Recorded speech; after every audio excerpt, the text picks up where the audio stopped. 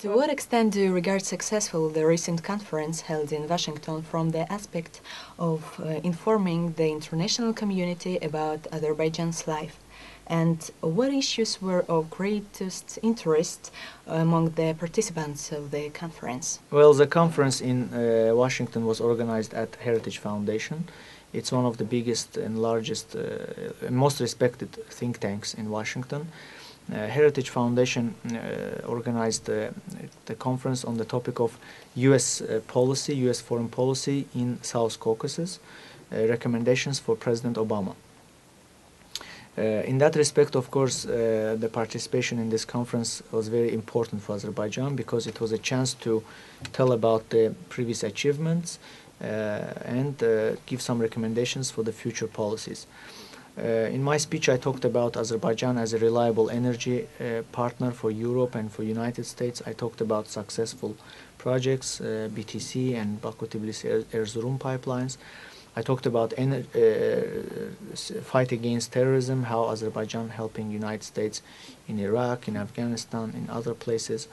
Of course, other discussions were about Turkish-US relations, how new President Obama will support so-called Armenian genocide and how that might affect Turkish-US relations. The gas conflict between Russia and Ukraine drew a lot of attention, and how that might impact the Nabucco pipeline was big focus of the conference. Iranian-US relations and general US policy towards the Muslim world was discussed. A lot of attention was also paid to local conflicts, Ossetia, Abkhazia, and Nagorno-Karabakh. Because of the Georgian-Russian conflict, United States is very concerned about these frozen conflicts, and the participants of the conference talked a lot about how these conflicts might be resolved. So some recommendations were given to the new administration, recommendations such as to pay attention to local conflicts and try to cooperate with Russia to solve these conflicts, to improve relations with Iran, to work with European Union to build the pipelines, because pipelines are not easy to build if you don't invest money and if you don't invest political influence, to persuade Turkey not to be obstacle on the transit issue for Azerbaijani gas. So a number of recommendations were given, and I think the conference was very important because just Obama administration is new in the office, and they had a chance to learn about the South Caucasus and this region, which I'm sure that new administration still doesn't know much about. They are trying to increase their knowledge. So in that respect, of course, the conference was very successful. Azerbaijan is regarded as one of the key players in ensuring the energy security in Europe. What role could play Azerbaijan, what's your opinion, in diversification of energy supplies to Europe? Well, in terms of energy security, of course, everyone was interested in energy because just 2 weeks ago, Russian-Ukrainian gas crisis took place. So most of the questions were about Nabucco. Just coincidentally, on the same day, President Ilham Aliyev was in Hungary and he was speaking at the Nabucco conference.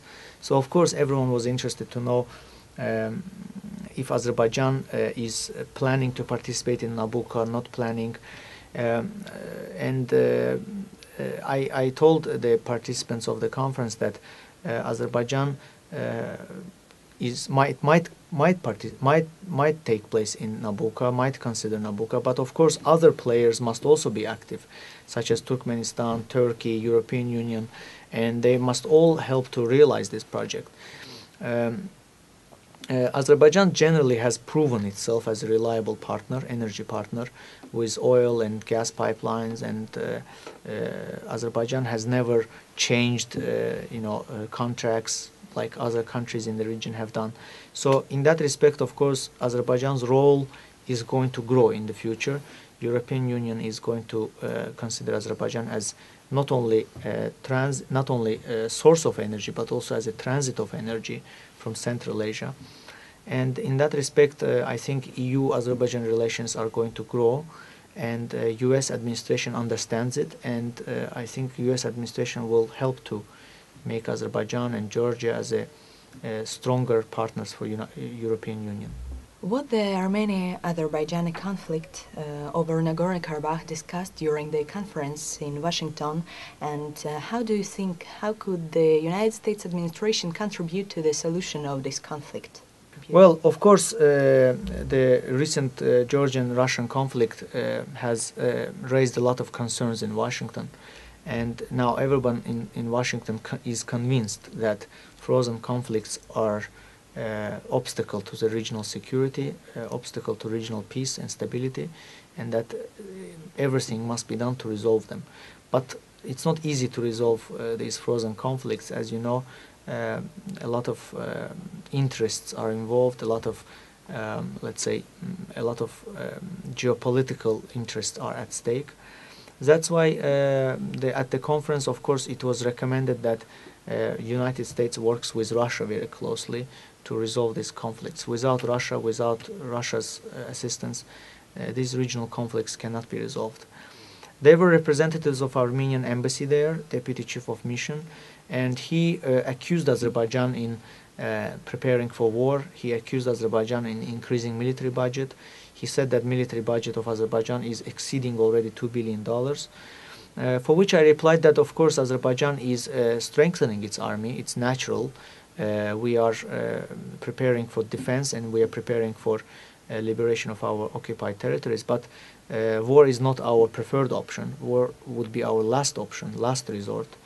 Our preferred option is, of course, peaceful settlement of the conflict, and the fact that for 15 years Azerbaijan has been engaged in peaceful negotiations shows that Azerbaijan is committed to peaceful process. But at the same time, the whole international community supports the position of Azerbaijan. They recognize Nagorno-Karabakh as part of Azerbaijan, and March 14 UN General Assembly resolution proves that one more time. It shows that Azerbaijan territorial integrity is not under question. So of course there was this polemic and dispute between Armenian representative and other participants. In fact, he even accused Professor Frederick Starr, the director of Central Asia Caucasus Institute at Johns Hopkins University. He accused him in supporting Azerbaijan's position, and because Dr. Starr used the word occupation. And Armenians, of course, reacted very angrily and said that this is not occupation, this is liberation of their territories. But generally, of course, the conference was very helpful discussion to understand the causes of the conflict. And Azerbaijan openly said that if Armenia liberates the territories, occupied territories, then there will be possibility for economic cooperation, for trade, for prosperity. So I think it was useful for Obama administration, for people from new administration to understand the root of the conflict and to understand how it can be resolved in the future. Could you please speak about the achievements of the Azerbaijan Diplomatic Academy and what are the future plans of it? IPRA Azerbaijan Diplomatic Academy. As you know, Azerbaijan Diplomatic Academy is a new school. It's just been opened 2 years ago, but nevertheless we have big plans, big ambitious plans ahead. We have currently announced a first admission for master degree program. This master degree program will be a very unique program in Azerbaijan. All classes will be held in English language. Professors will be coming from European countries and from United States. We are planning to prepare diplomats and specialists in foreign affairs from a new perspective, from a new mentality. Not something not somebody who learns from lectures or from notes, but somebody who learns from public speaking, from case studies, from discussions, from interactive teaching. So our classes will be very unique and Western standards. We also have currently training programs for the diplomats and for the new recruits of the foreign ministry. They are passing 6 months training program, and they must pass this program in order to be employed at the foreign ministry. We are trying to teach our diplomats to be effective public speakers, to be effective presenters, not to memorize, but to be able to critically think and to analytically discuss. So this is a new mentality, new type of education in Azerbaijan. We are also building our campus. This campus will be very modern American-style campus, which is designed by actually American architects. And I hope that this school will help our diplomats to be better prepared for 21st century, better prepared for the challenges and for the global trends, not to be reactive but to be proactive. In that respect, Azerbaijan Diplomatic Academy has also a number of other projects, such as television program ADA Majlis, research center, publications, and we will continue our work in that direction.